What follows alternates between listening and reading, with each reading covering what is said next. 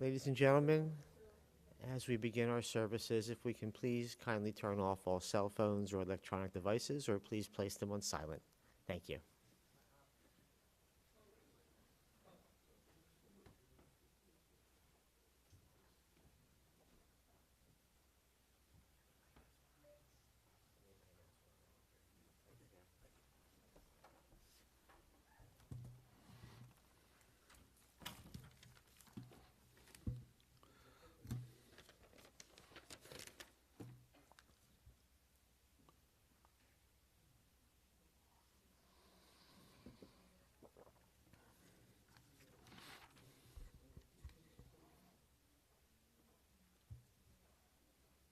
Spasiba. Thank you. I am Rabbi Gary Gans. I am the Rabbi Emeritus of Congregation Beth Tikva in Marlton, not far from here. I'm honored but sad to be with you on this occasion as we acknowledge the life and the death of Mayya. Today we form a community of consolation, of support, of memoriam, as we support her family and the memories that are dear that connected you to Mayya. Ma'ayen Chayim, wellspring of life. We've come together this morning to commemorate the life of Mayya. We recall the blessing of her life. We thank God for all that was good and true in her life, and for the precious memories which shall endure. O God, her family and friends, bowed in grief, seek light to dispel the dark gloom that threatens to overwhelm them. Be gracious to those who mourn, for they are in distress. Bless them with your compassion. Ease their burden of sorrow. Send them light and peace. For it is written, fear not, as I am with you. Be not dismayed, for I am your God. I will strengthen you. I will help you. I will sustain you with my power. And let us all say, Amen.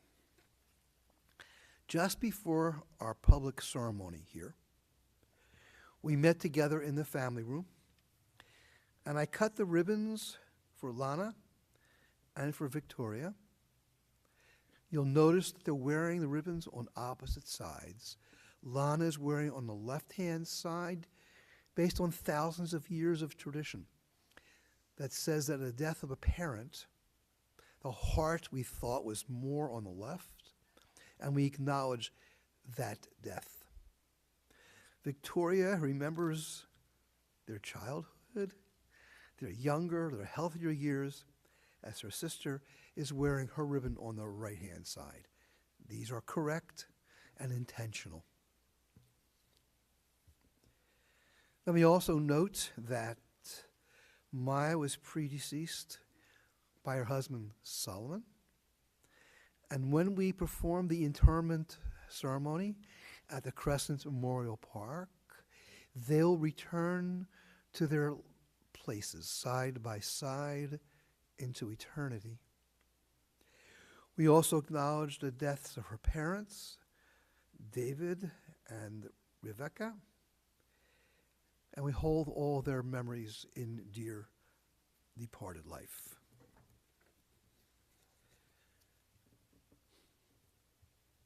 I'm going to read a text translated from Hebrew that I offer at many funerals for members of my congregation, indeed for my own parents, right here from this very pulpit.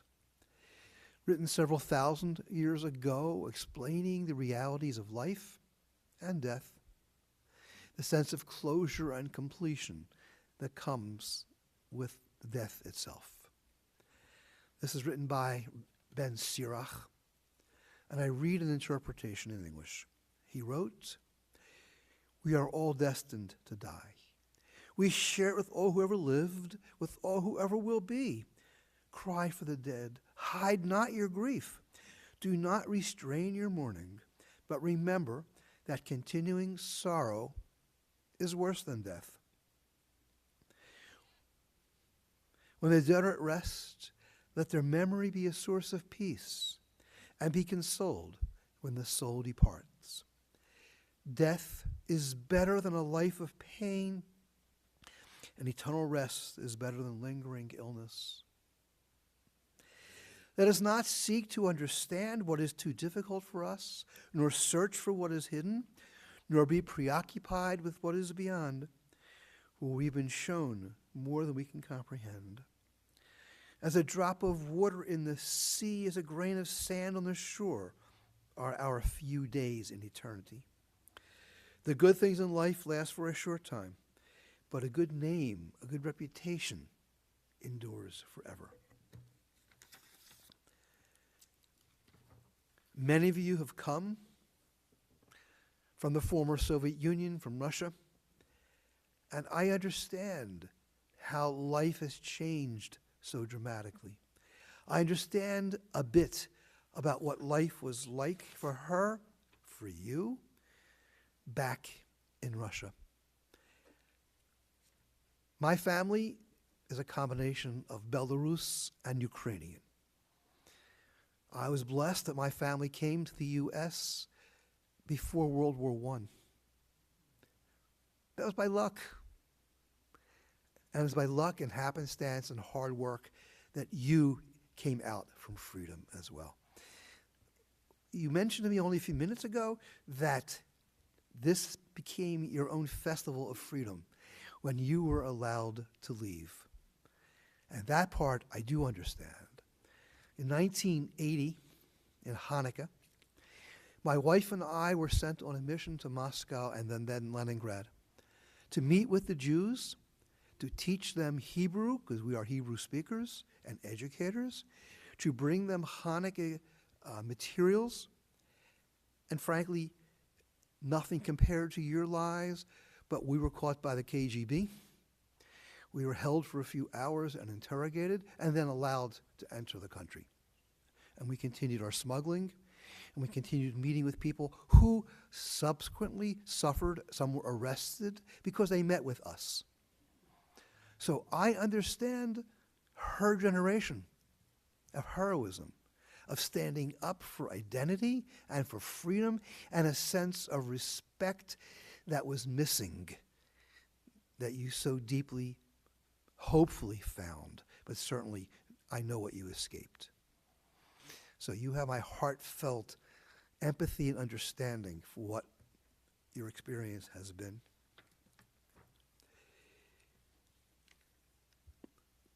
When we spoke on the phone, Lana, what I appreciated hearing the most was about how your mother dressed and was so precise in her outfits and her colors, probably her fabrics, and how she took the time and the care to show how she presented herself.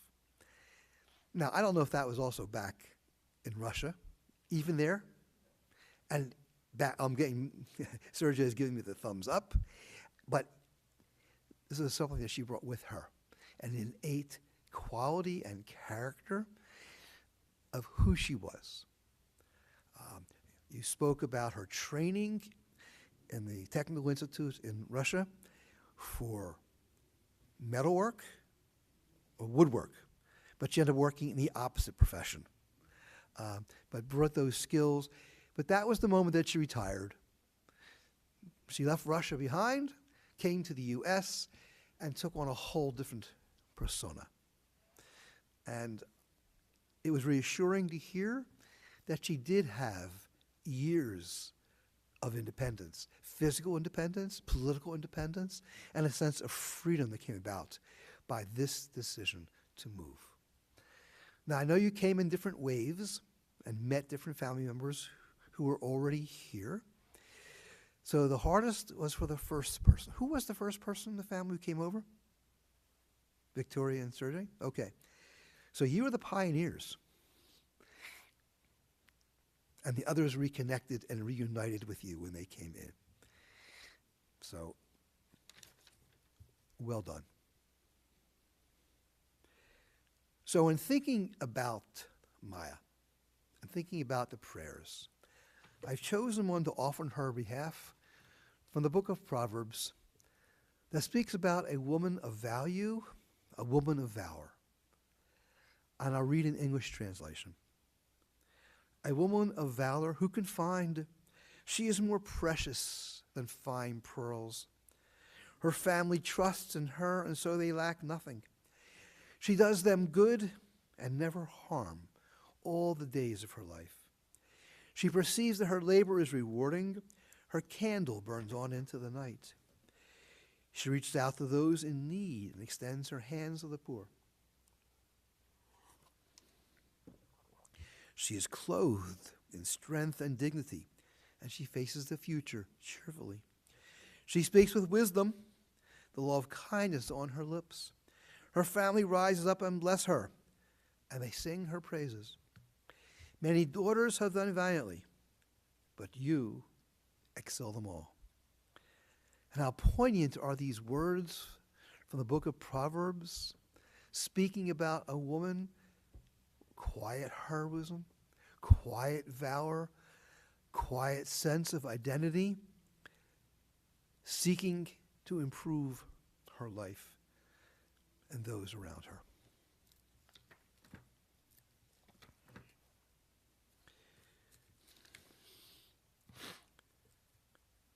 Before the service began, I overheard some of your conversations.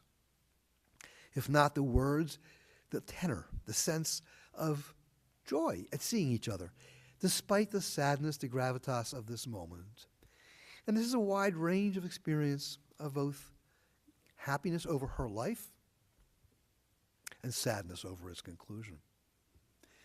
Representing that spectrum of understanding, I share with you also from the book of Ecclesiastes, also translated into English. For everything there is a season, a time for every experience under heaven, a time to be born and a time to die, a time to plant and a time to uproot what is planted, a time to tear down and a time to build up, a time to weep and a time to laugh, a time to grieve and a time to dance, a time to throw stones and a time to gather stones, a time to embrace and a time to refrain from embracing, a time to seek and a time to lose, a time to keep and a time to discard, a time to tear and a time to sow, a time to keep silence and a time to speak. Your presence today speaks about your relationship to Mayya and to each other and to all that it represents. And I hope you have opportunities to share joys of life moving forward, where you continue to support each other in life's endeavors.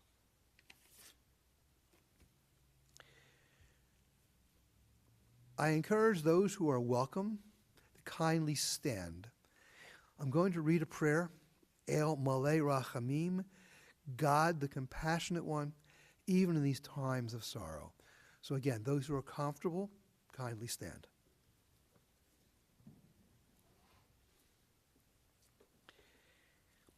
El Malei Rachamim, Shochem Bamromim, Hamtsei Mulucha Nochona, Kachat Tachat Kanfei Shechina, B'malot Kedoshim Toharim, Kezohar Rakia Masirim, Et Nishmata Yeshara, Shalacha Le'olama, Began Eden Tehei Menuchata, Ana, Ba'ahar Rachamim, Hastirecha Beseter Kanapecha Le'olamim, Usror Bisror Chaim Et Nishmata, Adonai Hu Nachalata. V'tanuach b'shalom al mishkava v'nomar. Amen. O God, exalted and full of compassion, grant perfect peace in your sheltering presence to the holy and pure, to the soul of Mayya Pluchik, who has gone to her eternal home. Master of mercy, we beseech you, remember all the worthy and righteous deeds that she performed in the land of the living. May her soul be bound up in the bond of life. The Lord is her portion. May she rest in the tranquility of shalom, of peace. And let us say, Amen. Please be seated. A reminder that the interment will now take place at the Crescent Memorial Park in Pennsauken.